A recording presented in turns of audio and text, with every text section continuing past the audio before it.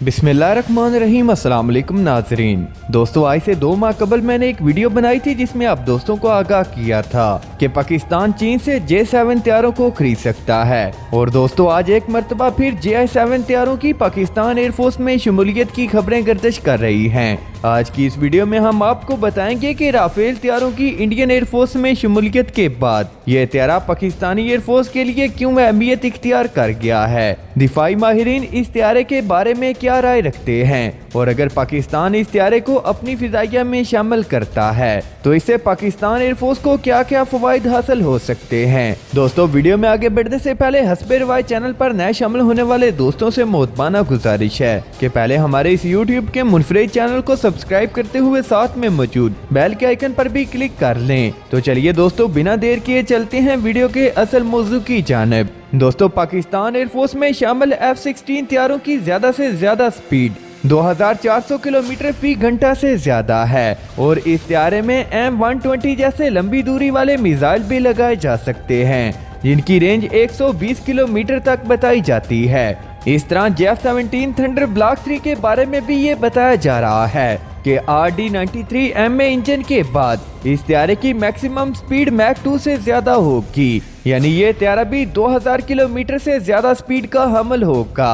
यानी ये दोनों तैयारे एडवांस तरीन मिसाइलों और तेज तरीन स्पीड के साथ साथ दुनिया के किसी भी जदीद फाइटर जेट को निस्तो नाबूद कर सकते हैं। दोस्तों, पाकिस्तान के दुनिया भर में 2 दुश्मन मुमालिक हैं जिनमें एक इंडिया और दूसरा इसराइल है। इसराइल और पाकिस्तान की सरहदें चूंकि आपस में नहीं मिलती, इसलिए भारत ही पाकिस्तान का दुश्मन नंबर 1 कहा जाता है। इसलिए पाकिस्तान के शहीनों का अगर भारत के राफेल और सुखोई Su-30 MKI तैयारों के साथ आमना सामना होता है तो भारत का एक और अभिनंदन पाकिस्तान में चाय पीता हुआ नजर आएगा। लेकिन इन दोनों तैयारों की कॉम्बैट रेंज की बात करें तो F-16 की कॉम्बैट रेंज 1350 किलोमीटर है और J-17 थंडर की कॉम्बैट रेंज 1352 किलोमीटर तक बताई जाती है। दोस्तों, पाकिस्तान के मिराज तैयारे एयर टू ग्राउंड अटैक के लिए अपना एक खास मकाम रखते हैं। अगर इन तैयारों की रेंज की बात करें तो इनकी रेंज भी लगभग J-17 थंडर ब्लॉक 2 के बराबर है,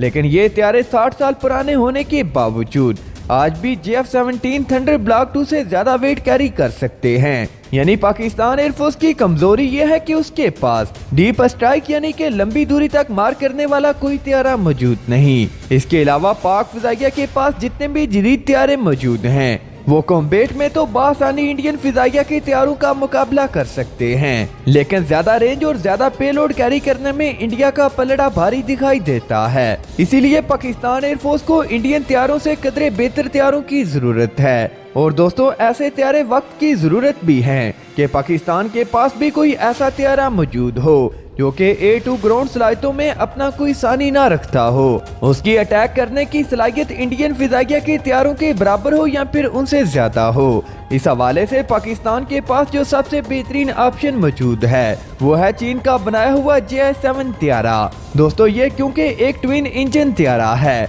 और इसका शुमार दुनिया के हैवी वेट तैयारों में किया जाता है। अगर इस तैयारे की वेट की बात करें तो इस तैयारे का एम्प्टी वेट 14,500 किलोग्राम और maximum take off weight 28,475 kilogram है, जबकि ये तैयारा 9,000 किलोग्राम का पेलोड भी कैरी कर सकता है। इस तैयारे की खास बात यह है कि ये एक फाइटर बम्बार तैयारा है और एयर टू ग्राउंड अटैक करने में अपना कोई सानी नहीं रखता। इस तैयारे में PL-5, PL-8, PL-9 और PL-12 जैसे एयर टू एयर मिसाइलों को लगाया जा सकता है। दोस्तों, PL-12 की रेंज अमेरिकी AMRAAM के बराबर है, यानी कि PL-12 की रेंज 100 से 120 किलोमीटर के दायरे के अंदर दुश्मन मुल्क के किसी भी फाइटर जेट के परखच्चे उड़ा सकता है। सबसे खास बात यह है कि ये एयर टू एयर अटैक करने के साथ साथ इस तैयारे में तबाहकुन एयर टू ग्राउंड मिसाइलों की वसी रेंज को भी लगाया जा सकता है। इस तैयारे में लगे चंद एक एयर टू ग्राउंड मिसाइलों का जिक्र करें तो इसमें KB-88 और CM-802 और C-704 और C-705 जैसे न्यूक्लियर वारहेड के साथ लैस किए जाने वाले मिसाइलों को लगाया जा सकता है। दोस्तों, KB-88 की मैक्सिमम रेंज 180 किलोमीटर तक बताई जाती है, जबकि इस मिसाइल के अंदर 320 किलोग्राम का वारहेड भी लगाया जा सकता है। इसी तरह CM-802 की रेंज 42 किलोमीटर है और ये भी मिसाइल 165 किलोग्राम का वारहेड ले जाने की सलाहियत रखता है। इसी तरह C705 की रेंज 140 से 170 किलोमीटर के दरमियान है। ये मिसाइल भी न्यूक्लियर वारहेड को कैरी कर सकता है। इसके अलावा इस आकार में anti radiation, unguided, laser guided, satellite guided बमों को भी लगाया जा सकता है। यानी कि वेपन पैकेज के लिहाज से ये दुनिया का खतरनाक हथियार तस्वर किया जाता है, जो कि पलक झपकते ही दुश्मन को निस्तो नाबूद करने की सलाहियत रखता है। पाक फिजाइया के पास मिराज हथियारों की कुल तादाद 180 के करीब है और पिछले कई सालों से ये हथियारे पाकिस्तान एयरफोर्स की डीप स्ट्राइक की जरूरियात को पूरा करते आए हैं। लेकिन दोस्तों, ये भी एक हकीकत है कि अब ये हथियारे काफी पुराने हो चुके हैं और अब इन हथियारों को रिटायर्ड करने का वक्त आ चुका है। पाकिस्तान के JF-17 थंडर ब्लॉक 3 की सलाहियतों से भी इनकार नहीं किया जा सकता, क्योंकि पाकिस्तान को अपने पुराने मिराज हथियारों के मुतबादल के तौर पर एक डीप स्ट्राइक कैपेबिलिटी के हमल हथियारे की जरूरत है। और चीन का JS-7 हथियारा पाक फिजाइया की डीप स्ट्राइक की जरूरियात को आसान तरीके से पूरा कर सकता है। चीन ने इस हथियारे को वक्त के साथ साथ अपग्रेड भी किया है और चीनी माहिरीन इस हथियारे के बारे में ये भी दावा करते हैं कि अब इस हथियारे का जदीद वेरिएंट, जिसको JS-7E का नाम दिया गया है, इस हथियारे में जदीद और एडवांस सिस्टम को लगाया गया है और ये हथियारा अब दौरे हाजिर के किसी भी जदीद फाइटर जेट का मुकाबला कर सकता है। इसके अलावा चीन का ये भी दावा है कि इस हथियारे के ऊपर स्टेल्थ कोटिंग का भी इस्तेमाल किया गया है। इसी वजह से इस हथियारे का रडार क्रॉस सेक्शन भी काफी कम हो गया है। दोस्तों, अब बात करते हैं कि क्या पाकिस्तान इन हथियारों को सच में अपनी एयरफोर्स में शामिल कर सकता है। तो दोस्तों, इस बारे में बेहतरीन डिसीजन तो पाक एयरफोर्स ही ले सकती है। लेकिन अगर हम पाकिस्तान के पुराने मिराज हथियारों को JS-7 हथियारों से कंपेयर करें तो ये हथियारा मिराज हथियारों के मुकाबले में न सिर्फ नया है बल्कि जदीद इक्विपमेंट से भी लैस है। और JS-7 हथियारे बेहतरीन स्पीड के साथ साथ पाकिस्तान एयरफोर्स की डीप स्ट्राइक की रिक्वायरमेंट्स को लंबे अरसे तक बआसानी पूरा कर सकते हैं।